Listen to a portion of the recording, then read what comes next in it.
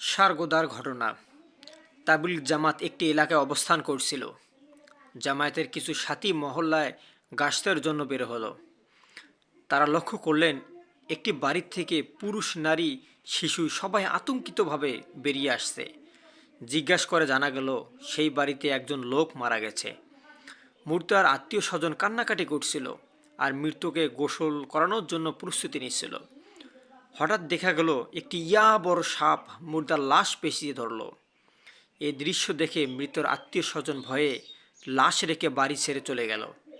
তাবলীগ জামায়াতের সাথীগণ ঘটনাস্থলে গিয়ে দেখে সত্যি একটি বড় সাপ লাশকে পেঁচিয়ে ধরেছে। তারা মৃতের আত্মীয় স্বজনকে বললেন, এই সাপ হচ্ছে মৃতের মন্দ কাজের প্রতিচ্ছবি। তারা মন্দ কাজসমূহের সাপের আকৃতিতে তাকে জড়িয়ে ধরেছে।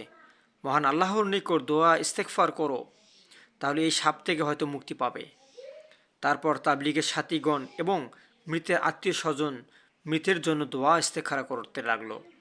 মহান আল্লাহর নিকট জিকির করলেন, কোরআন তেলাওয়াত করলেন। কিছুক্ষণ পর দেখা গেল সেই সাপ নেই, চলে গেছে। তারপর মৃত ব্যক্তিকে গোসল দেয়া হলো, দাফন পরানো হলো। জানাজার পর কবরের পাশে লাশ নেয়ার জন্য দেখা গেল সেই সাপ কবরে গোল পাকিয়ে অপেক্ষা করছে। কবর খননের পর সেখানে কোনো সাপ ছিল না।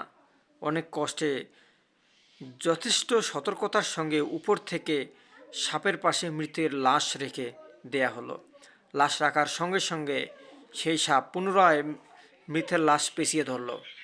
ভীত আতঙ্কিত উপস্থিত লোকেরা তাড়াতাড়ি কবরে মাটির চাপা দিয়ে ফিরে এলো।